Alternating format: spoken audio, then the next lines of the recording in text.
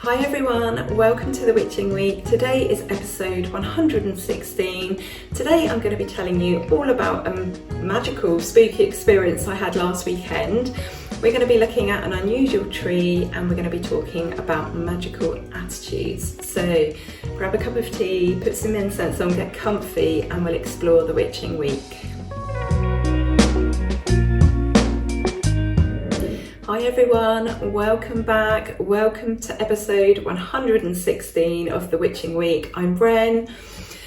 I'm also known as the Cemetery Witch. Gosh, I'm out of breath today. And every week we get together for a cup of tea and a bit of a chinwag and we talk about the topics of the week and the turn of the wheel. We're in the last week of June. How can that be? It really is crazy. So first things first, today I am burning some patchouli forest.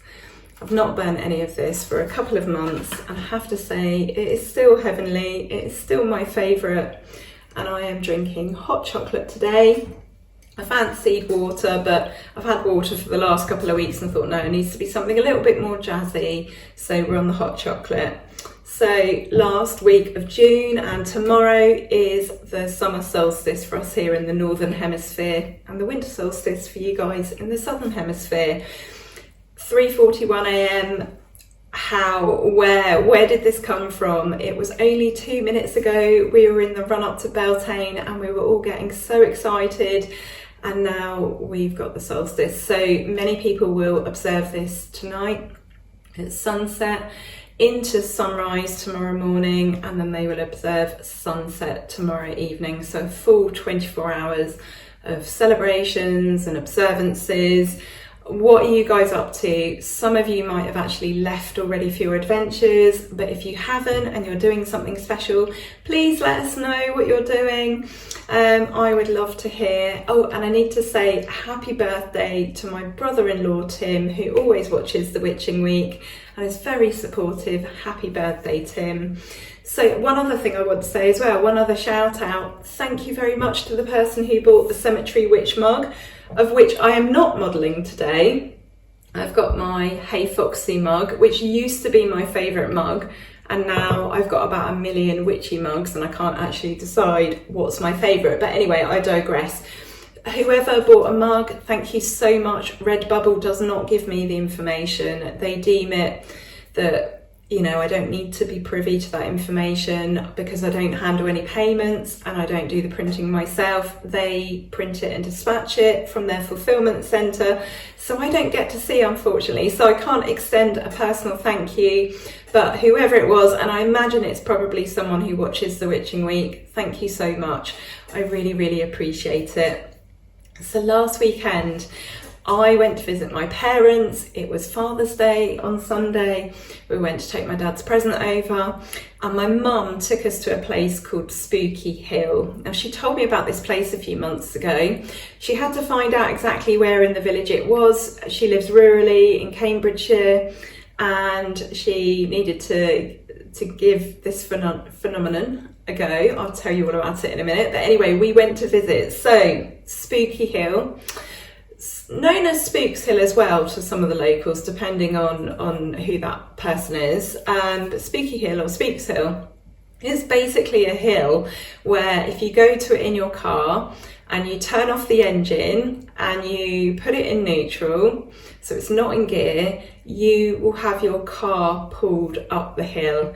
And I'm not even joking. So I've never seen anything like this in my entire life. I'm going to play a little clip for you. So we're in neutral and we're going backwards up the hill. Look. Handbrake off, in neutral, going backwards. That is amazing. Oh, is that car coming? No. Oh no. Now, of course, from that clip, you can't tell if what I'm telling you is actually real or not, but you'll just have to take my word for it. I did a bit of digging about to see, what this is all about. So basically, I'll tell you about that in a moment. I'm so excited to tell you that I'm not doing this in a very clear manner. Right, so yeah, Spooky Hill in Moorboys is a humped bridge, so there is a definite incline and a definite decline. I don't know what the bridge goes over. I didn't get out the car to look. I don't know if it's a railway track or a river or something, but it is a definite hill and a definite decline from the top of the hill. And as I've said, you go there, you put it in neutral, you switch the engine off, so you're not using the engine of the car in any way, and you will be pulled up the hill. And we did this and then we came down and we turned around at the bottom of the road, and then we came back and we did it the other way. So we were facing down the hill, and really if this phenomenon wasn't happening, we would just glide down the hill if the handbrake wasn't on, which it wasn't. But instead we were pulled backwards up the hill, which is what you can see in the video. There is a definite incline and decline, because I went online and there are a few other videos about this, and I stumbled across an article on Wikipedia. I know it's not always the best source, but it gives some information about something called a gravity hill, where the lay of the land can trick the eye into thinking that something is moving in the opposite direction. So there are instances of things like water where it seems like it's running the wrong way, and vehicles moving. But it isn't the case with this, because it is a definite hill. There's it's a humped bridge. There's a definite way up and a definite way down, and this phenomenon does it the opposite, depending on which way you're facing. So if you're going up the hill, it will pull you up, and then if you spin round as if you're going to go down the hill, it will still just pull you up again. So it's pulling you up to the top. They don't know why, they don't know what causes this. It's some sort of geomagnetic effect.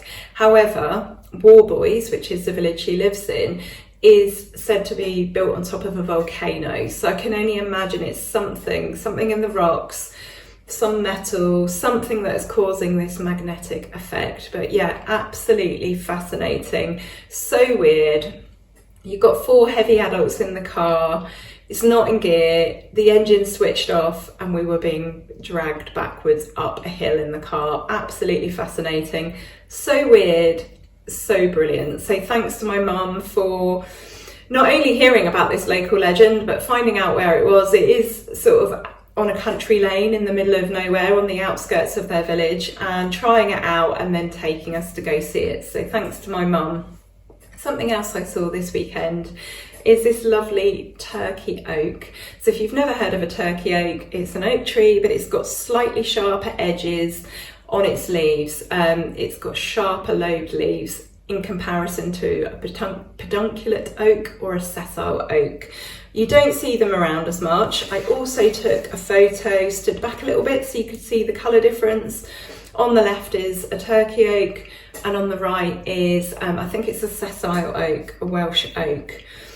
Very, very interesting. It was introduced in Britain in 1735, and it's been used for various things historically, for producing railway sleepers, as firewood, and for wood panelling, which is traditionally called wainscoting. It is unfortunately having an impact on our native oak populations. It grows very, very quickly, and it is deemed less valuable in terms of wildlife and in terms of being a habitat for wildlife. But it is a very good host to the Nopper oak gall wasp. So the Nopper oak gall wasp actually only arrived here in the 1960s, so a very new addition. But it's got an interesting history, even though it's not seen as valuable as the pedunculate oak or the sessile oak. It is a very interesting tree. So I'd love to know, what is your favourite tree? Do you have a favourite? I find it very hard to pin down. I've heard someone say that adults can't have favourites because it's very childish, but I think you can have favourite things. I have got 3 favourite trees though. I'd say in 3rd place it's Rowan the witch's tree, and then it's a toss-up between the elder tree. I love the elder. I love this idea of the female spirit within the elder mother, or the pedunculate oak, the English oak, and that is actually my tree. If you look at the Celtic Tree Ogham, which was originally an alphabet, yeah, the oak is my tree. That's when my birthday falls, and I very much sort of, yeah, resonate with the oak tree really. The Ogham alphabet was actually predominantly used to write the Irish language originally, and it was used from the 6th century in the Gaelic kingdom of Dalriada, which is the area that encompasses Argyll, the Inner Hebrides and West Lochaber. And oak being my tree from the Celtic Tree Ogham, the name or the word for oak is Duir, D-U-I-R. I don't know if I'm pronouncing that right, but it means door or doorway. And it's associated with strength and resilience and this sort of inner power and self-confidence. It's a great tree for building that inner power and that inner strength, especially if you've been through sort of great stress and trauma and loss in life. Let me know what your tree is. I'm sure some of you know what your tree is in the Celtic Tree Ogham. Is it different to your favourite tree? Perhaps you don't have a favourite tree. We've actually covered a couple of oaks, haven't we, on the Witching Week over the years. We've done the major oak at Sherwood Forest, and we have also looked at the angel oak. That was quite recently, and that is in Charleston in South Carolina. So yeah, some famous oak trees out there. I'm sure there are plenty more to visit. I thought, as we're on the subject of trees, we could just look at apples. They are starting to grow, they're well underway. We associate apples with the harvest, and that's mainly due to their colour, the red, orange, green, gold, yellow, and to some degree pink. And they're associated with wisdom and knowledge and love and immortality, longevity, sustenance, truth-seeking, excuse me, got some indigestion, life after death, divine knowledge, healing, divination, and of course secrets, because when you cut them across the middle, they've got the pentagram, haven't they, in the middle. In many languages, the word for apple that is used is actually used to refer to all fruit, apparently, which I think is really, really interesting. And the word malum, the Latin malum, or malus, which is the word for apple, apparently it means evil. I did not know that. The apple in the Garden of Eden, the fruit that mankind was warned against eating, was originally a pomegranate. I did know that. And of course, apples, they pop up in lots of myths and stories, don't they? Lots of fairy tales. And again, they're associated with immortality, youth, seduction, temptation, death, and the fall of mankind. And I suspect when you think of apples in stories, you're probably like me and your mind goes to Snow White immediately. Snow White she bit into the poisoned apple, didn't she? The evil queen poisoned half of it, bit into it to show her that it was okay to eat, and then gave her the other half, and then she fell into a death-like slumber, later to be resurrected. So again, these themes of immortality and death and life after death. So yeah, let me know what your favourite tree is. I would absolutely love to know. I stumbled across a post from a few years ago, actually, a reel where I discussed what I would buy if I had unlimited funds, which witchy things I would buy. And I had chosen cats, a witchy outfit for every day, a library full of witchy books, unlimited Star Child products, unlimited fuel for sacred sites, and a witchy castle. And I thought, I wonder if my choices would be the same like 3.5 years later. What would you buy if you had unlimited money? What would you spend that on? Would it be witchy things? Would it not be witchy things? Would it be a mixture? I've had to think about, what I would spend my money on, and not a lot has changed. First of all, I would get my heart fixed. Secondly, I would get my bowel fixed, because I also have a problem with that. And then I would have a witchy outfit for every day. I'd probably spend the majority of my money at All About Audrey. That is my favourite place at the moment. Books, yes, there would be no change there. I would love a library full of books. I would like a proper holiday. A week somewhere would be nice. Somewhere in the UK. I'm not fussed about going abroad. Cats, yes, no change there. I probably wouldn't go for the witchy castle. I probably would be happy with just a small cottage. I'd need somewhere to put all those books for a start, because we haven't got much room here. and somewhere that I could just escape to, somewhere that was mine, somewhere that I knew was always there, kind of like waiting for me.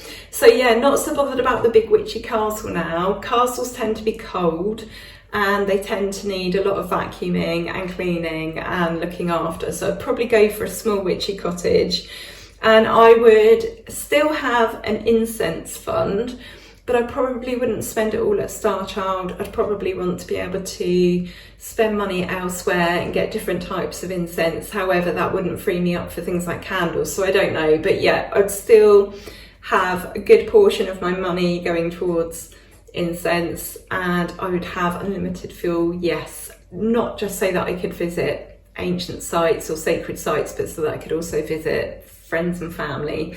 So yeah, let me know in the comments what you would spend your money on. I would love to hear. Imagine you've got unlimited funds, or imagine you've got unlimited witchy funds. Let me know what you would spend your pennies on. Now, I was thinking about advice. What advice would you give to a new witch? What should a new witch do? But I actually wanted to talk about what should a new witch not do. So before you come at me with loads of advice of what witches should do, and please do put that in the comments because people do read, I'm going to talk about what I think new witches shouldn't do. And I thought of a long list. There was quite a few things on it that I'm going to cover, just maybe four of them. And I thought I could make this into a bigger video. But my first thing would be not reading enough. Read everything and anything you can get your hands on. Reading deepens your knowledge and deepens your practice, and it helps you form your own opinions, especially when you do read a wide range of sources, because you will find yourself that you find different authors having different opinions on things, and that really shows you that within witchcraft you can actually just form your own opinions. I actively encourage this.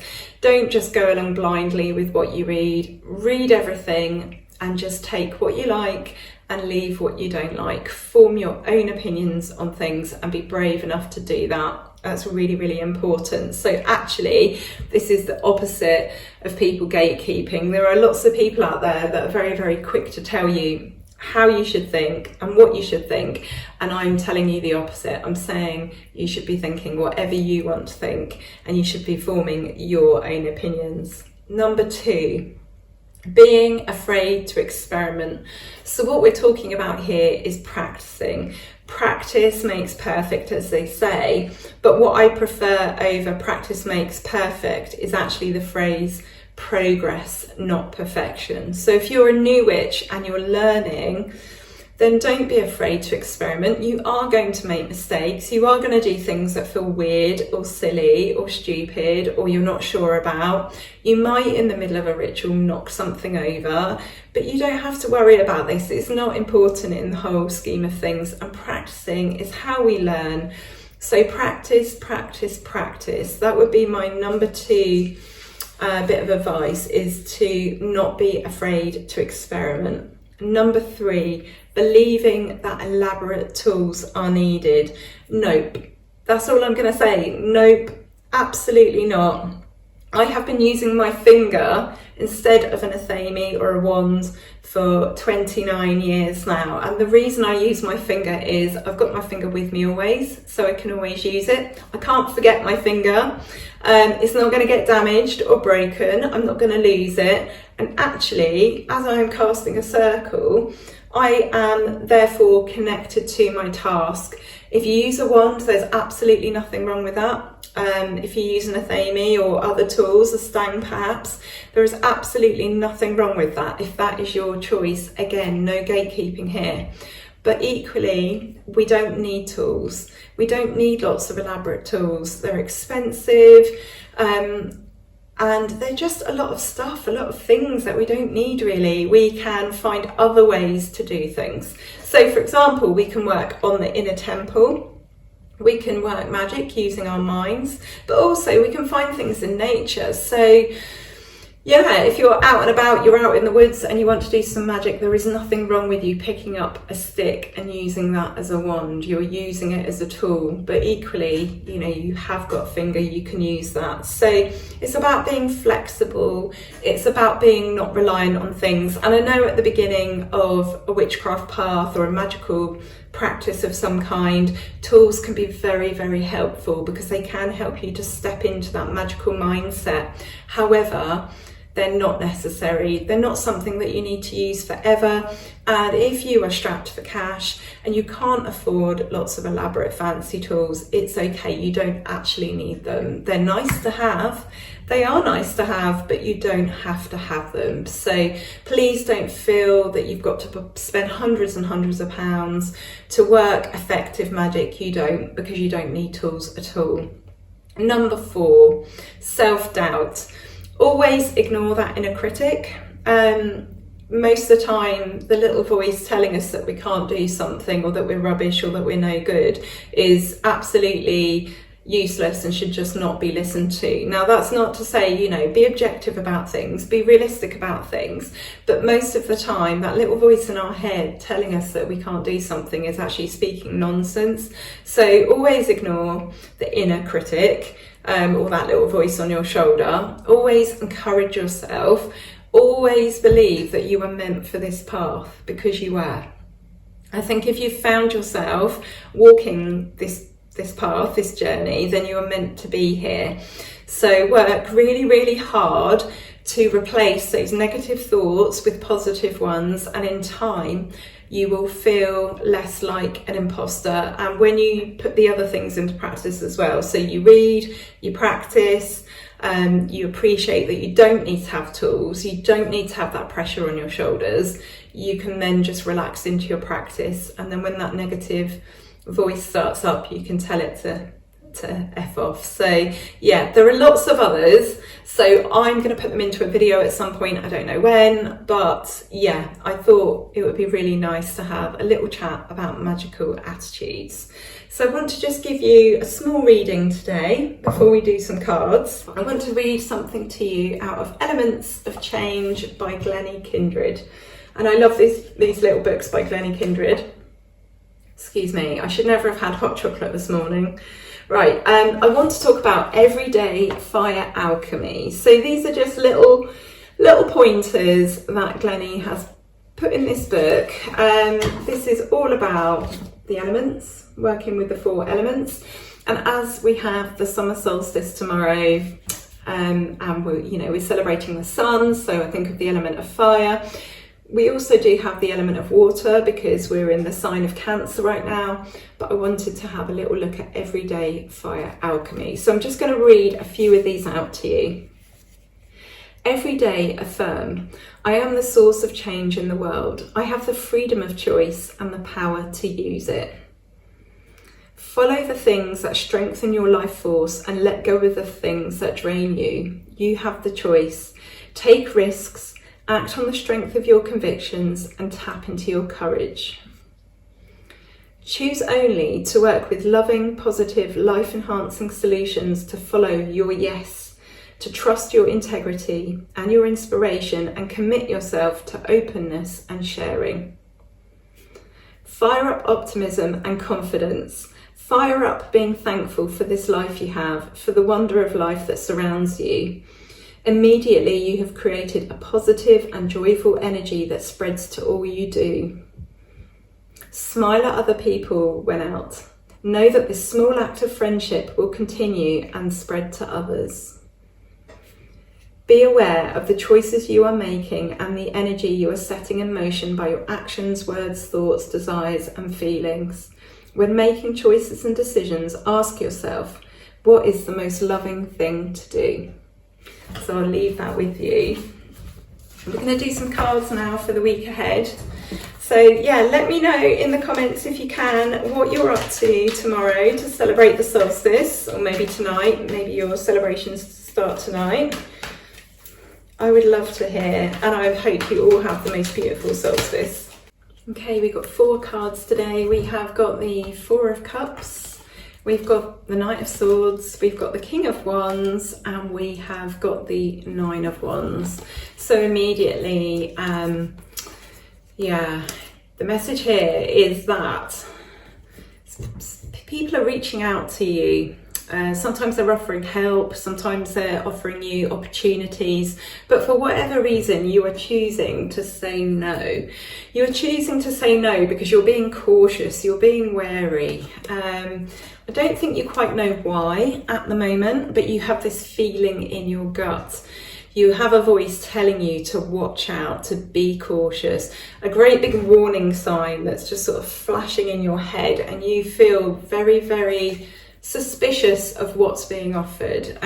It almost looks like it looks like one thing, but it is something else. I will say to you, stay focused.